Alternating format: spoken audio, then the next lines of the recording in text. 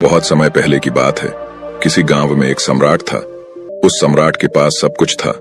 बेशुमार दौलत थी, अच्छी प्रजा थी जो उसका ख्याल रखती थी, उसके आदेशों का पालन किया करती थी और वह भी अपनी प्रजा का खूब ध्यान रखा करता था। उन्हें कभी किसी चीज की कोई कमी महसूस नहीं होने देता था।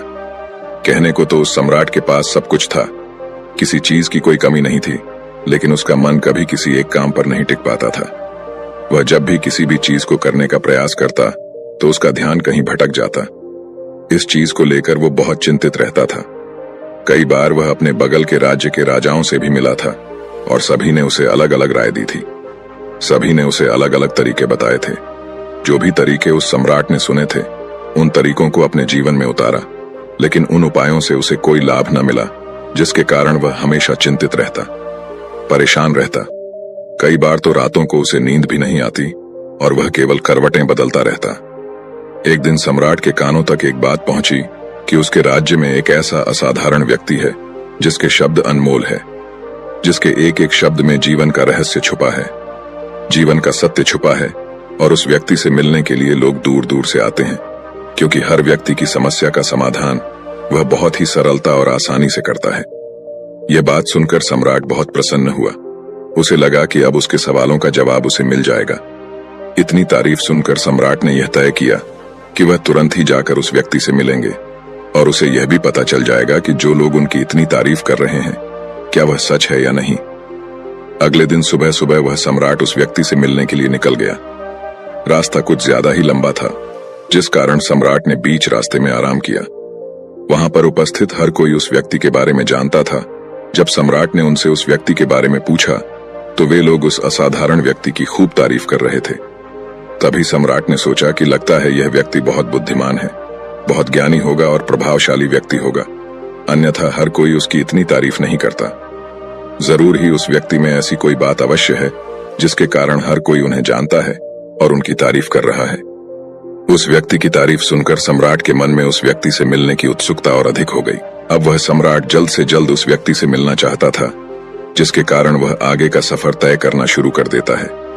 जैसे तैसे वह सम्राट उस व्यक्ति के आश्रम पहुंचा, पर आश्रम में उसे कोई नजर नहीं आया। आश्रम के पीछे एक छोटा सा बगीचा था। जब सम्राट वहां पहुंचा तो उसने देखा कि एक माली बगीचे में काम कर रहा था। उसका पूरा शरीर मिट्टी से लथपथ था, पैरों में कोई चप्पल नहीं थी। इसको देखकर सम्राट ने माली से कहा, सुनिए महोदय, इस आश्रम के मालिक कहाँ हैं? मैं उनसे मिलने आया। इस पर वह माली जवाब देते हुए कहता है, श्रीमान आप अंदर बैठिए, मैं उन्हें बुलाता हूं, वह जल्द ही आपसे मिलेंगे। माली की यह बात सुनकर सम्राट अंदर कुटिया में जाकर बैठ गया और उस असाधारण व्यक्ति के आने का इंतजार करने लगा। कुछ देर प्रतीक्षा करने के बाद जब असाधारण व्यक्ति उस सम्राट के सामने पहुंचा, उसने देखा कि यह तो वही व्यक्ति है जो बगीचे में काम कर रहा था। सम्राट ने उन्हें नमस्कार किया और बहुत हैरानी से कहा, अरे आप तो वही माली है जो बाहर बगीचे में काम कर रहे थे। लेकिन अब की बार तो माली एक बौद्ध भिक्षु के रूप में आया था। तभी बौद्ध भिक्षु सम्राट से कहते हैं, सम्राट मेरा मजाक माफ कीजिए, मैं बगीचे में छोटा सा काम कर रहा था।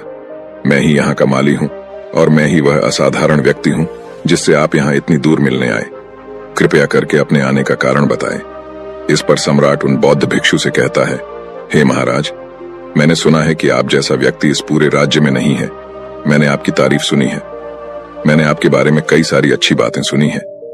मैंने यह भी सुना है कि आपके पास जो भी अपनी समस्या लेकर आता है, उसकी समस्या का समाधान आप अवश्य करते हैं। इसी कारणवश मैं आज आपसे यहाँ पर मिलने आया हूँ और मैं आपसे उपदेश सुनना चाहता हूँ, लेकिन मेरे मन में एक शंका है। इस पर बौद्ध भिक्षु सम्राट से कहते हैं, कैसी शंका? इस पर सम्राट कहता है, मैंने बहुत से विद्वानों को देखा है, बहुत से ज्ञानियों को देखा है। वे जब भी चलते हैं तो उनके पास तरह तरह की ज्ञान की किताबें होती हैं। उनके पास ऐसा कोई ना कोई संकेत जरूर नजर आता है जिससे यह पता चल सकता है कि वे लोग ज्ञानी हैं। लेकिन आपके पास तो ना कोई ज्ञान की किताबें हैं और ना ही कोई ऐसी कला के संकेत आप में नजर आ रहे हैं, लेकिन उसके बावजूद आप बहुत शांत नजर आ रहे हैं। क्या आप मुझे इसका रहस्य बता सकते हैं? इस पर बौद्ध भिक्षु मुस्कुराने लगे और सम्राट से कहते हैं, मेरा ज्ञान तो इस संस्कार में प्रकृति के रूप में हर जगह है। मैं अपना ज्ञान जीवन की सरल और साधारण वस्तुओं से ही लेता हूं। पर महाराज, आप यहाँ किस समस्या को लेकर परेशान हैं? कृपया आप मुझे आपके यहाँ आने का कारण समझाएं। इस पर सम्राट कहते हैं, हे गुरुवर, मेरे यहाँ आने का कारण यह है कि मैं किसी भी काम को लेकर लंबे समय तक उसी कार्य पर अपना ध्यान नहीं लगा पाता। मैं कुछ ही देर में उस कार्य से भटक जाता हूँ। कृपया कर मुझे अपनी इस समस्या का समाधान बताएं। मैं इस बात से काफी चिंतित हूँ। बौद्ध भिक्षु ने सम्राट की चिंता को समझकर कहा, महाराज, आपकी समस्या मुझे समझ आ गई है। आप जिस कार्य पर ध्यान नहीं लगा पा रहे, उसके लिए मैं आपको एक उपाय बता सकता हूँ, लेकिन आज आपको देर हो चुकी है। आप मुझे कल सुबह मिलिएगा। कल सुबह का समय ठीक रहेगा। कल सुबह जब आप मुझसे मिलेंगे तो मैं आपके सभी सवालों का जवाब आपको दे दूंगा। ये कहकर बौद्ध भिक्षु वापस अपने बगीचे में लौट गए और वह सम्राट भी वापस अपने महल लौट गया। लेकिन सम्राट को रात भर नींद नहीं आई। वह बस यही सोच में लगा था कि आखिर बौद्ध भिक्षु मुझे क्या बताने वाले हैं। वह तो मुझे एक साधारण से माली नजर आ रहे हैं, लेकिन जिस तरह से उनका मन शांत था, जिस तरह से वह शांत नजर आ रहे थे, ये बहुत आश्चर्य करने वाली बात है। रात भर सम्राट इन्हीं ख्यालों में खोया रहा। अगले दिन सुबह सूरज निकलने से ठीक पहले सम्राट उस आश्रम पर वापस पहुंचा। वहां पर बौद्ध भिक्षु पहले से ही उपस्थित थे। जैसे ही सम्राट वहां पहुंचा, उन बौद्ध भिक्षु ने एक पानी का छोटा सा जग उस सम्राट के हाथ में थमाते हुए कहते हैं, इसे लीजिए और पौधों पर धीरे धीरे पानी डालिए।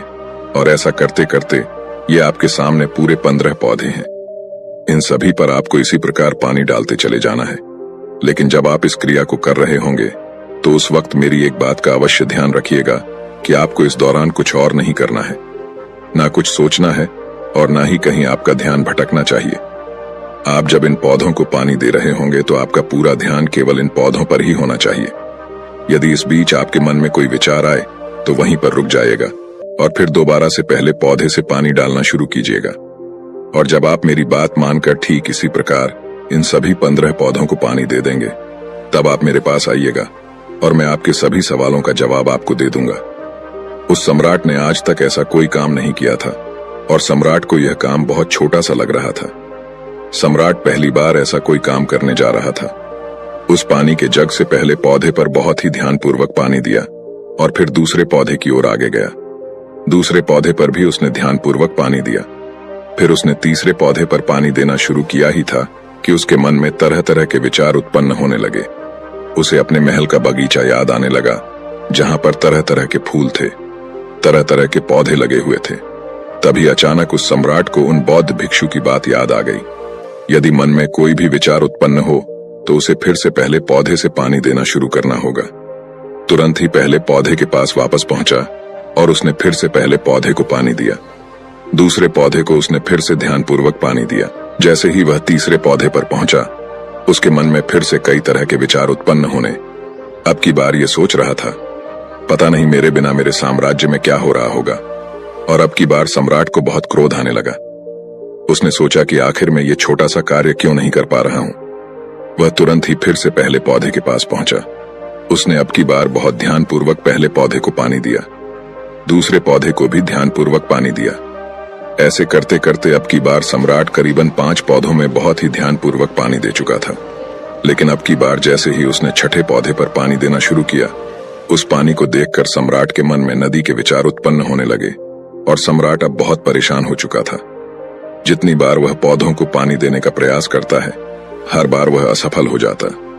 उसका मन उतना ही ज्यादा व्याकुल होता जाता और वह खुद पर क्रोधित हो जाता है। सम्राट ये बात बहुत अच्छी तरह से जानता था कि वह भिक्षु उसकी परीक्षा ले रहे हैं। वह बहुत बुद्धिमान था, इस कारण उसने उन बौद्ध भिक्षु के सभी नियमों का पालन करना जरूरी समझा। सम्राट जितनी बार भी कोशिश करता है, हर बार वह असफल हो जाता। उसका मन उतना ही ज्यादा व्याकुल होता जाता है, हमेशा खुद को किसी न किसी विचार में उलझा हुआ पाता। ऐसे ही करते करते सुबह से शाम का वक्त हो चुका था, लेकिन अब तक वह सम्राट पूरे 15 पौधों में पानी नहीं दे पाया था। जब बौद्ध भिक्षु लौटकर शाम को वापस आश्रम लौटे तो उन्होंने देखा कि वह सम्राट थक हार कर बैठा हुआ है और तरह तरह की बातों में उलझा हुआ है। तभी बौद्ध भिक्षु सम्राट के पास पहुंचे और कहने लगे, हे सम्राट, मैं तुम्हारी ईमानदारी से बहुत खुश हूं। तुमने अपने कार्य को पूरे मन और लगन के साथ करने का पूरा प्रयास किया, इसलिए जो बात मैं तुम्हें बताने जा रहा हूं उसे बहुत ही ध्यानपूर्वक सुनना और समझने का प्रयास करना। जब हमारा मन विचारों से खाली हो जाता है, तब उसमें मन का असली स्वरूप नजर आता है। तब साधारण से साधारण सा काम भी हमें ज्ञान और शांति देता है। इस पर सम्राट उन बौद्ध भिक्षु से कहता है, हे महाराज, पर यह कैसे संभव है? मैं तो जब भी कोई कार्य करता हूं तो मन में कई तरह के विचार उत्पन्न होते हैं और मैं उन विचारों में फंस कर रह जाता हूं और वहां से बाहर निकलने का कोई रास्ता मुझे नजर नहीं आता। तभी बौद्ध भिक्षु मुस्कुराने लगे और सम्राट से कहते हैं, हे सम्राट, तुम पौधों में पानी नहीं डाल रहे थे, तुम तो जल्दी जल्दी अपने इस कार्य को बस खत्म करना चाहते थे। तुम्हारे मन में तो ये विचार उत्पन्न हो रहा था कि तुम जल्दी से जल्दी इन 15 पौधों में पानी दे दो और उसके बाद तुम मुझसे मिल सको, मुझसे अपने प्रश्नों का उत्तर जान सको। किसी कारणवश यह कार्य तुम्हें बोझ सा प्रतीत हो रहा था, मानो मैंने तुम्हारे कंधों पर एक बोझ रख दिया हो, और यही कारण है कि तुम अपने आप को इस पल में रोक नहीं पाए। जब हमारे सामने रखा हुआ कार्य बोझ लगता है तो हम उसे बस जैसे तैसे खत्म करना चाहते हैं और उस काम को करते समय हम अपना पूरा ध्यान उस कार्य पर नहीं दे पाते। किंतु अगर तुम इस पल के महत्व को समझ पाते, इसके महत्व को महत्व दे पाते और केवल पौधों और पानी पर ध्यान देते, तो तुम्हें कोई भी विचार परेशान नहीं कर पाते। इस पर सम्राट कहता है, हे महाराज, मुझे आपकी यह बात समझ में आ रही है कि मैं जल्दी जल्दी इस कार्य को खत्म करके आपसे मिलना चाहता था, जिस कारण मेरा मन इस कार्य में पूरी तरह से नहीं लग सका। लेकिन यह एक पल है जो हम जी रहे हैं, उस पल में रहना बहुत कठिन है। क्या मुझे इसके लिए कोई तपस्या या तप करना होगा? इस पर बौद्ध भिक्षु एक बार फिर मुस्कुराने लगे और सम्राट से कहते हैं, जिस शांत मन की तलाश तुम कर रहे हो, वह शांत मन तो पहले से ही मौजूद है, वह तो पहले से ही तुम्हारे भीतर है। इसके लिए तुम्हें कहीं भी जाने की कोई आवश्यकता नहीं है और ना ही तुम्हें कहीं शांत जगह जाने की आवश्यकता है। इसके लिए कुछ जरूरी है तो वह है अपनी सांसों पर ध्यान देना। इसलिए अपनी सांसों पर ध्यान देना सीखो। हम किस तरह से सांसें ले रहे हैं और किस तरह से त्याग रहे हैं, इस बात को देखने और समझने का प्रयास करें। तब तुम्हें यह समझ में आ जाएगा कि तुम्हारा शांत मन तो तुम्हारी सांसों के साथ ही बना हुआ है। उसके बाद तुम चाहो तो कोई भी कार्य करते वक्त भी अपनी सांसों पर ध्यान दे सकते हो। जब तुम कहीं चल रहे हो, कोई ऐसा कार्य कर रहे हो, तो तुम्हें अपनी सांसों पर ध्यान देना चाहिए, या कोई भी ऐसी क्रिया जो तुम्हें वर्तमान से बांधे रखें। इसका एक और तरीका है, 2-4 मिनट अपने आसपास की प्रकृति पर गौर करो, देखो कि क्या चल रहा है तुम्हारे आसपास। इससे तुम वर्तमान में आ जाओगे। फिर तुम अपने कार्य को जल्दी जल्दी बस यूं ही खत्म नहीं करके उसे पूरे मन से करने का प्रयास करो, जिससे तुम्हारा मन एकाग्र होगा। और जब तुम्हारा मन एकाग्र होगा तो तुम चाहे कोई भी कार्य क्यों ना करो, फिर चाहे वह छोटा हो या बड़ा, तुम्हारा मन उसमें पूरी तरह से विलीन हो जाएगा और वह कार्य ही तुम्हें शांति और ज्ञान भी प्रदान करेगा। ऐसे समय पर हमारे मन में किसी प्रकार के कोई विचार उत्पन्न नहीं हो पाते, और जब हम ऐसा करते हैं तो कर्ता और कर्म एक हो जाते हैं और हमारे भीतर की जो शांति है वह प्रकट होने लगती है। हम उसमें मग्न हो जाते हैं। इसे तुम चाहे तो आनंद कह सकते हो या फिर वर्तमान में जीना कह सकते हो, और यह अवस्था सरलता से प्राप्त भी कर सकते हो। बस तुम्हें केवल अभ्यास करना होगा। बौद्ध भिक्षु सम्राट से कहते हैं, जो मन मुश्किलों में शांत रहता है, मुश्किलों से भागता नहीं है, केवल सचेत रहता है, वह मन हर परेशानी को पार कर सकता है, हर दुविधा से बाहर निकल सकता है। सम्राट को उन बौद्ध भिक्षु की ये सारी बातें समझ में आ चुकी थीं। उसने उन बौद्ध भिक्षु को प्रणाम किया और वहां से वापस वह अपने राजमहल लौट आया। उसने अपनी सांसों पर ध्यान देना शुरू किया और धीरे धीरे इस निरंतर अभ्यास के कारण वह अपने हर कार्य को ध्यान और मन लगाकर किया करता था, जिससे उसे असीम शांति मिलती थी और वह छोटे छोटे कार्यों से भी ज्ञान प्राप्त कर लेता था। इसलिए दोस्तों, कभी किसी कार्य को बोझ मानकर मत कीजिए, क्योंकि यदि आप उसे बोझ मानेंगे तो जल्दी जल्दी उसे आप अपने ऊपर से उतारने का प्रयास करेंगे, अर्थात उसे जल्दी जल्दी खत्म करने का प्रयास करेंगे। लेकिन इस प्रयास के दौरान आप जो भी कार्य करेंगे वह पूरे मन और लगन से नहीं हो पाएगा, और ऐसे में आप उस कार्य को जो अंजाम देना चाहते हैं, हो सकता है कि आप उसे अंजाम भी ना दे सके, और इसी कारणवश आपके मन में तनाव भी पैदा हो जाता है। हम चिंतित रहने लगते हैं, परेशान रहने लगते हैं, क्योंकि जो अंजाम हम उस कार्य को देना चाहते थे, अंजाम हम उस कार्य को ना दे सके। और हम में से अधिकांश लोग यही गलतियां करते हैं। जब उन्हें कोई कार्य सौंपा जाता है तो वह उस कार्य को करने का प्रयास तो करते हैं, लेकिन वह चाहते हैं कि वह कार्य कितनी जल्दी खत्म हो जाए, और वह उस कार्य को करते वक्त अपने आप को वहां नहीं रख पाते, बल्कि उनका मन तो कहीं और ही भटकता रहता है, जिससे हमारा मन हम पर हावी होने लगता है, हमें तरह तरह के विचार दिखाता है और हम उन विचारों में डूबते चले जाते हैं। हम उन विचारों में फंसते चले जाते हैं और फिर वहां से हमें निकलने का कोई रास्ता नजर नहीं आता, जिससे हमारे मन में तनाव पैदा होने लगता है। हम बहुत परेशान रहने लगते हैं। हम चाहकर भी किसी कार्य को नहीं कर पाते, और जो कार्य हमें वर्तमान की ओर ले जा सकता था, उस दरवाजे को हम खुद ही बंद कर देते हैं, क्योंकि वह कार्य हमें बोझ लगने लगता है।